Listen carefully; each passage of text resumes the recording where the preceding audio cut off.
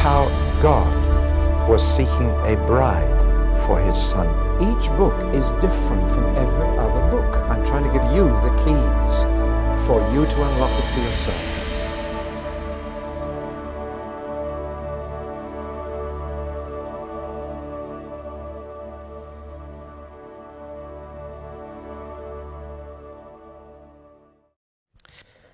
We shall shortly be studying Malachi, the last book in the Old Testament. But before we do so, I just want to spend a few minutes talking about an important question that arises from all the Old Testament prophets, and especially those we've been looking at. Most of the Old Testament prophets make predictions about the future of the nation Israel, the Jewish people. And yet you can go to many churches in this country and other countries and never hear about any future for God's people Israel. And there's a reason for that. And that is that there are different ways of treating these predictions about the future of Israel. 3 different ways, in fact. And possibly the majority of Protestant churches in the West treat these predictions in a different way from the way I've taken them in the introductions that I've given you to the Old Testament prophets. Things that are promised about the future of Jerusalem and the future of Israel and their place among the nations and so on, will these actually come true? Now, the 3 positions are these. First of all, one group of Bible interpreters say all these promises were conditional. They were always conditional on Israel being faithful and obedient to God, and that therefore, because they were not, all these predictions have been cancelled. They've fallen to the ground. They will never happen, because the conditions attached to them were not fulfilled. Because they were conditional, in other words, these things can happen if you cooperate. And that having not cooperated, and in particular, having refused Jesus as their Messiah, the Jews have now forfeited their entire future. And all these predictions have fallen to the ground. They will never happen.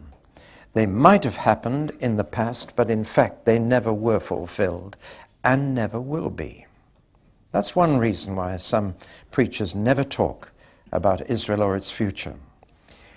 The second approach is that they were unconditional, that it's not a case of they will happen if, but they will happen whether or not. That they are unconditional, that God has said, this is what I intend to do, and I will do it. But even within this group of those who take these predictions as absolutely certain to happen, there are 2 totally different ways of saying how they will happen. And probably the major way in which churches say they will happen is to say that they are already happening to the church, and that these predictions are already being fulfilled in a symbolic or spiritual way in the church. And this is the view we call replacement theology, that the church has replaced Israel. And therefore all the predictions made to Israel are now to be fulfilled in the church and are being fulfilled in the present, but in a spiritual way, not in a literal way. So that we are being brought to the heavenly Jerusalem, not an earthly one, and the promises of fertility and blessing are seen in church growth and so on. It's intriguing. I can't help being a bit sarcastic here, because all the predictions of blessing are applied to the church, but all the predictions of cursing are quietly put in the waste paper basket. And this seems to me an awful way of treating the Bible. The old authorized versions, if you go through the prophet Isaiah, every blessing promised, it says blessing on the church, and every curse promised says curse on Israel.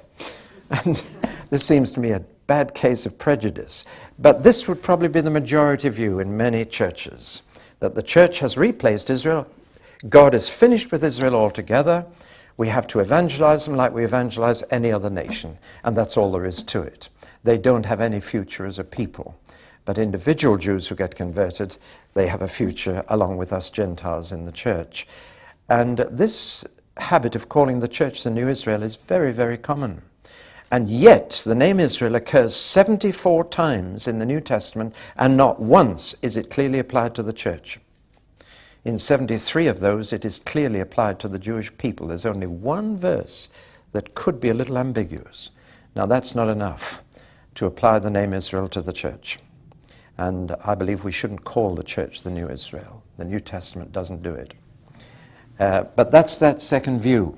So that it says these predictions made to Israel are now being fulfilled in the present, in the church, but in a spiritual way, and therefore are fulfilled by Christ's first coming. The third and last view, and the view I've taken when I've been teaching the prophets to you, is that those predictions were unconditional, they will happen, but that they will happen literally to Israel, as God said they would. And that therefore most of them are still future. The phrase, then all Israel will be saved, is taken by these people to mean the church will be complete. But here it's that Israel will be saved. And therefore the fulfillment of these predictions tends to focus on the second coming rather than the first coming of Christ. Now here are three positions, and you must work your way through and come to your own conviction about these. But some of the decisive factors to me are particularly Paul's section in the letter to the Romans, and particularly Romans chapter 11, where he says, has God finished with the Jews? Never. They may have rejected him, but he hasn't rejected them. And the fact that people like Malachi say, I hate divorce. God doesn't give up that easily on a people. He said to them again and again, you may break my covenant with you, but I will never break it. And the fact that Israel is still around, I believe to be proof that God keeps his word. They are still his chosen people, even in unbelief, because he chose them, and he doesn't go back on his promises. Well, now, I've given away my position, it's there, and therefore the second coming seems to be a focus for much of the fulfillment of all this. I do find that these people have a very hazy view as to why Jesus is coming back. If you ask them, do you believe Jesus is coming back? They say, oh yes, then why? What do you think he's coming back to do?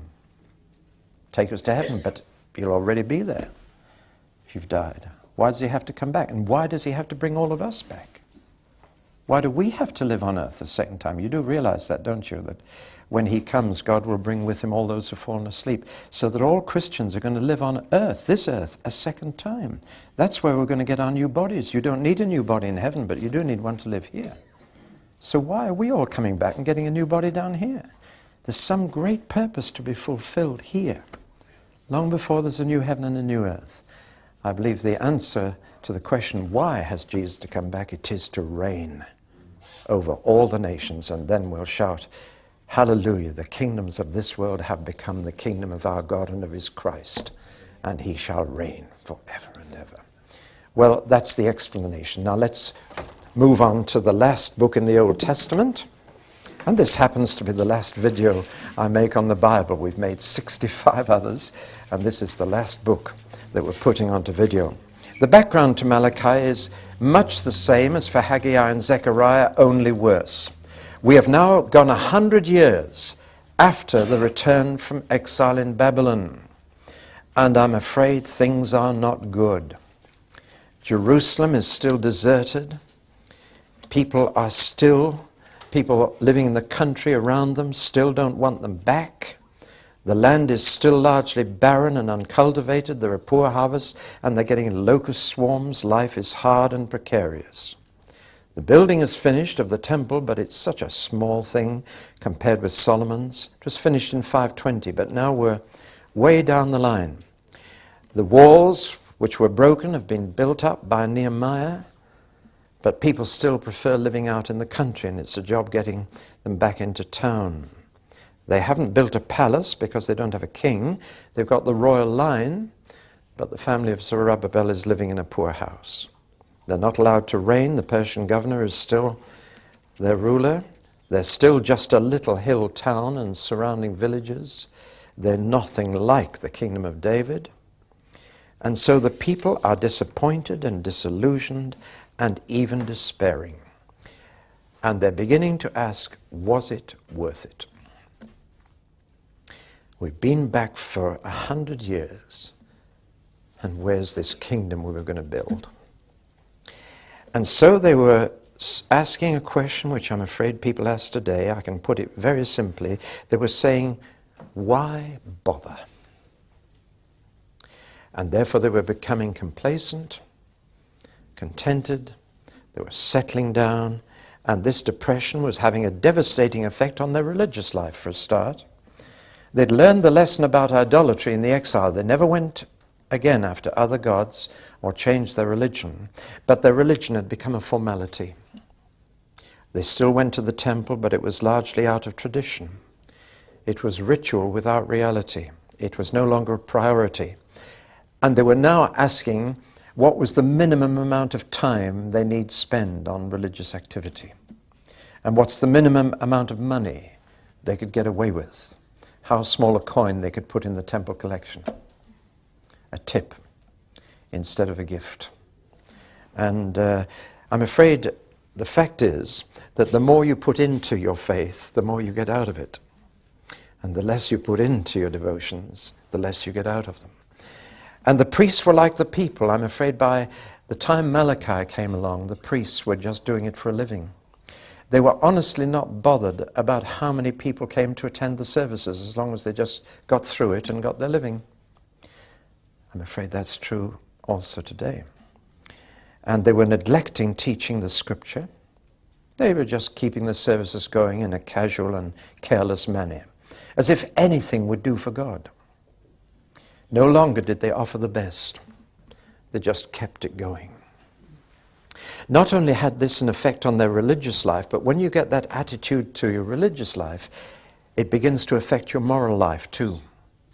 And sure enough, this was happening.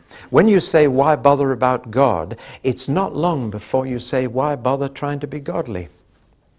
Or to put it more simply, when one generation gets this way about God, why bother about God, the next generation will be saying, why be good? And we have lived to see that in our lifetime, because we are now in the third and fourth generation away from church. I remember going into a factory canteen to speak to the men, and a man got up and challenged me at the end. He said, I'm not boasting, but he said, you ask the other workers here who they go to when they're in trouble and who helps them. He said, they'll say me. And he said, I'm not boasting, I'm just telling you facts. Come to our street. And he said, you'll find, ask all my neighbors, who's the man who helps the most when they're in trouble? And he said, they'll say me. Now he said, I don't go to church, I don't read my Bible, I don't say my prayers. How do you explain that? And he was taking the old line of, I can be as good a Christian without going to church as you. He said, how do you explain that? He was saying, I don't bother about God, but I live a good life. And I had to ask the Holy Spirit to give me a word of knowledge. I said, your grandfather went to church, didn't he? And your grandfather prayed, read his Bible, didn't he? He said, yes. So I'll tell you something more. Your grandchildren won't be like you. Because if you don't pass God on, you can't pass goodness on. And you see, you can live for a couple or 3 generations on the faith of your forefathers, but then it runs out. And goodness disappears when God disappears. This is what Malachi was finding. And so the people were just saying, look after yourself, look after number one, make as much money as you can, and give as little to God as you need. They'd got into trading, and Jews are good at this. And even though they knew trading was wrong on the Sabbath, do you know what they did? They built out-of-town supermarkets just outside the gates so they could open them on the Sabbath. Isn't it interesting? Consumerism took over. It had a devastating effect on family life. Why be faithful to God soon becomes why be faithful to your wife. And so, especially when your wife gets older and loses her sex appeal, why not trade her in for a later model? Which is what they were doing. And it's all happening again. Furthermore, they were rather short of women because most of those who'd come back from Babylon were men. And in the shortage of women, they said, well, nothing wrong with marrying outside of the people of God. Solomon did. Why shouldn't we?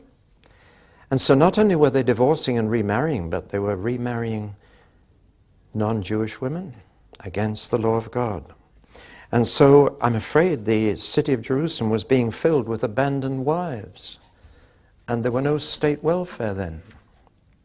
They had a pretty rough time. Widows and orphans and abandoned wives. Now when times are bad, you've got to find someone to blame, haven't you? You've got to find a scapegoat. Now we've all got one. We've got the government. And they are honestly a very convenient scapegoat. We talk about them as if they've got pots of money, and they have not a penny. They've only got what they take from us. And we think we've got limitless resources, and we blame the government for not spending money on this, that, and the other, as if they have money to spend. They don't. We want them to reduce taxes, but we want them to spend more. And it's crazy, but they make a good scapegoat, and every 4 years we can kick them out. But of course they hadn't got a government to blame, but they did have a God to blame. And that's precisely what they did. And they said, God's not bothered about us, so we're not bothered about him. It sounded very impressive. They said, God has stopped loving us, so we've just stopped loving him. They said, we can't believe in a God of love. Look at the situation we're in. We're having to look after ourselves. He's abandoned us, so we might as well just look after number one. Now, their criticism of God had two sides to it. On the one hand, they said, God doesn't reward good living. And on the other side, he doesn't punish bad living. So why bother? Now, this seems so real and relevant, doesn't it? There's so many people who think and talk like this, or if they don't talk like it, they live like it.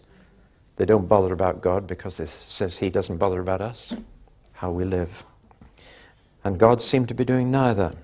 So why bother to keep his laws? What's wrong with bending his laws? Now Malachi had to deal with this situation, and he came. His whole prophecy is in prose, not poetry. And that to me is a very serious indication of something. It indicates that God has lost his feelings for his people. And that's precisely what had happened. God had lost his feelings for his people. And he wasn't going to talk to them again for another 400 years. And this was his last word. It was a very cool word. It's not a warm word. It's not a heart word. It's a head word. It's cool. It's argument. And Malachi is unusual in that he's the one prophet who had arguments with people, and he obviously spoke this word and was heckled because he reports the heckling. They were offended by his preaching because his basic message was, you started all this. It was not God who stopped being bothered about you. You did it first. Much the same as Haggai. He says, you stopped bothering about God, and that's why he's not bothered about you. And that is how God responds to a human situation. Romans 1 again. Paul says, men gave God up, so God gave men up. That's fair, isn't it? And when a nation gives God up, he gives them up. Do you know that Britain is the second most godless nation in the entire world? Reader's Digest did a survey of faith, general faith in God or gods around the world. They found that Japan was the most godless and the least religious, and that Britain was second.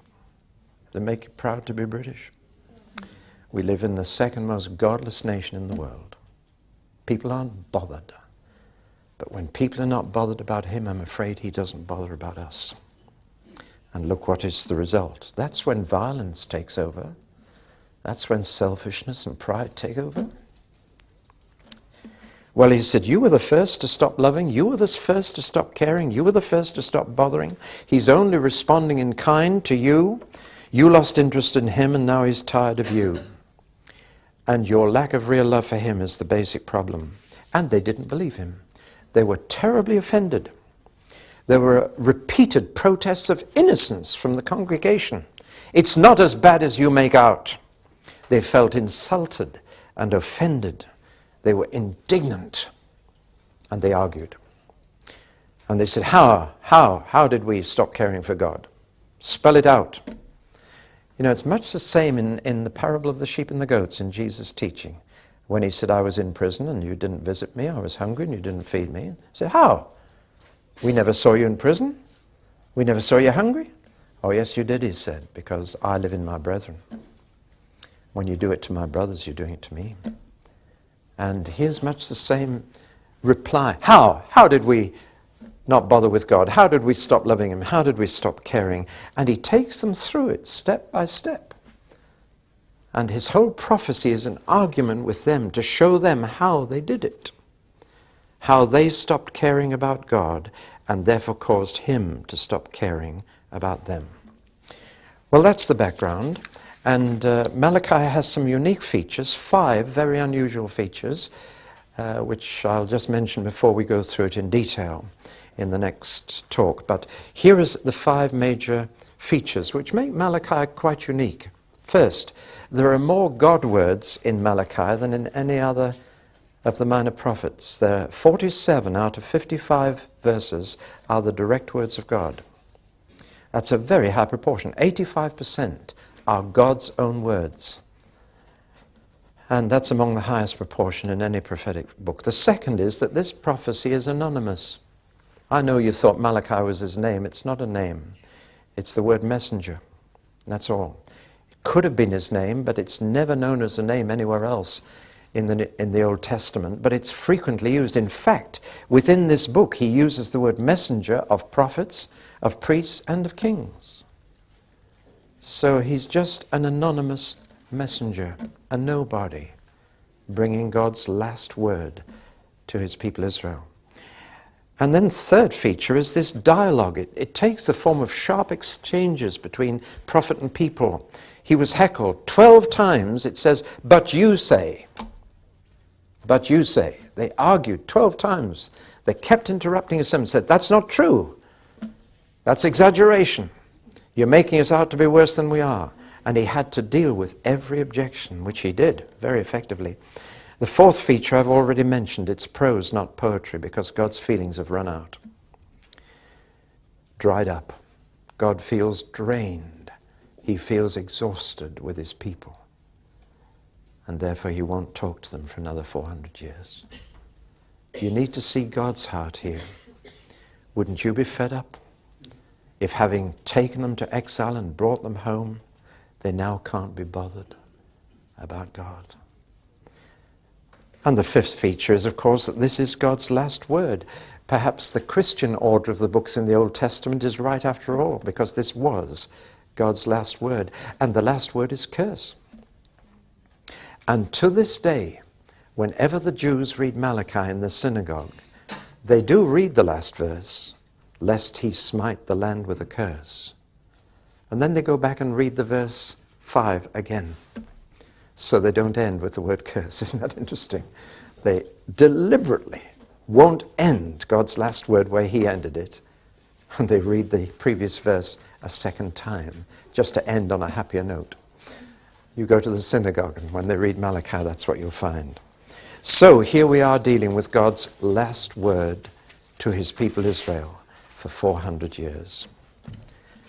Well, now, as we look at the outline itself, we'll take just the first little bit. He announced that God had loved Jacob and hated Esau. How many of the deepest divisions today go right back into history? The whole Arab-Israeli conflict goes back to Ishmael and Isaac. And here we have a conflict that goes right back to Jacob and Esau, those twins. But having said that, I want you to know that in the Bible, loved and hated do not mean what we mean by these words, and therefore we get a wrong impression. To love someone is to care for them and seek their highest good. It's not to feel good about them. And to hate someone, in Bible language, is not to care for someone and not to seek their good. And when Jesus said, you're not worthy to follow me if you don't hate your father and mother, he wasn't meaning that you've got to have bitterness and resentment towards them. He's meaning you to care for me more than them. Now that's rather important, otherwise it can be misunderstood. Furthermore, God is not just talking about way back in the past, Jacob and Esau. He's really talking about the two nations, Israel and Edom. And he's reminding them that over the previous 100 years, he has done nothing but good for Israel, and he has punished Edom. That's what he's really talking about, not the distant past, but the recent past. And the recent past is this: when the Babylonians came to take the Jews away and to destroy Jerusalem, the Edomites, descendants of Esau, living over the Jordan on the hills the other side, were thrilled to bits, and they joined in. And they said, hallelujah, they have finished. And they really came and they took the babies of the Jews by the heels and they bashed their brains out against the Jerusalem wall. This was the Edomites taking advantage of the Babylonian invasion. It's all there. And in exile, they wrote a song. It's a terrible song. It goes something like this. I can't just quote the exact words because I want to give you the gist of it. We hung our harps in the willow trees. How could we sing the songs of Zion in a foreign land? May my tongue cleave to the roof of my mouth and my hand forget its cunning. If I forget thee, O Jerusalem. You know the psalm. And it ends, happy shall he be who dashes your babies against the stones. Edom. And you get a picture there of what happened. It wasn't just that the Babylonians took them. Edom joined in. The descendants of Esau came against the descendants of Jacob. Since then, God has punished Edom. In a few months' time, some of us will be in Petra. That's where Edom lived. It's now an empty ruin. That was Mount Seir. That's where the descendants of Esau lived. And God threw them out of there by bringing the Arabs to throw them out. And they had to go and live in the Negev desert, where there was no crops, and they had to scratch a living as virtual Bedouins traveling, Edomites. And so the name of the Negev, that desert in the Sinai Peninsula, became Edom. And they had to scratch a living as wanderers in the desert of Sinai. That's where Idumea, the Edomites, lived after they were thrown out of the magnificent town of Petra where they'd lived. God says, Esau, I've hated, I've done that to them for what they did to you. Remember that, I've loved you, and I haven't cared for them. And it was from the Edomites that King Herod came. Herod, a descendant of Esau, managed to persuade the Romans to sell him the kingdom of Israel. And he was king when Jesus was born, an Edomite. See, the unfolding history is intriguing, isn't it? Now, what Malachi is saying is just think about your survival. Look what's happened to Edom for what they did to you. And look what I've done for you. I've loved you. I've hated them. You should be grateful to me. In other words, when you're complaining about God, just think about what he's done to other people and think about what he's done to you. And you'll be jolly grateful. It's on that basis that he then begins to deal with the accusations that they've stopped bothering about God. And we'll look at that in the next talk.